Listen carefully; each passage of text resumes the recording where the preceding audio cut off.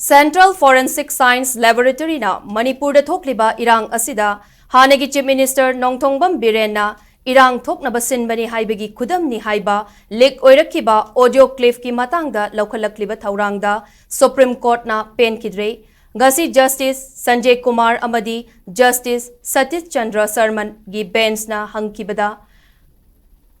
haikibada Court asina Central Forensic Science Laboratory da pikiba direction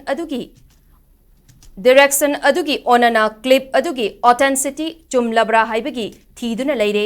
video clip adugi authenticity gi matangda hangkibanate court na hangkibadi voice adu test tauraga admitted voice adu miyoi amatana ngangbra haibadu khangdokpa pambani just na laboratory gi thawong adu yaningdaba utladuna Additional Solicitor General Aishwarya Bhati da haikibada video clip adugi authenticity adu khangba mathau tade thabak pumnamak lana tauraga leire paukumsu hainingba hairaga leire CFSL digi pamlibasi video asi authentic oi natraga oidi haiba adutani makatana Nongthongbam Biren gi machanupina mahaksu case asida yaujage haina tharakiba application reject tauki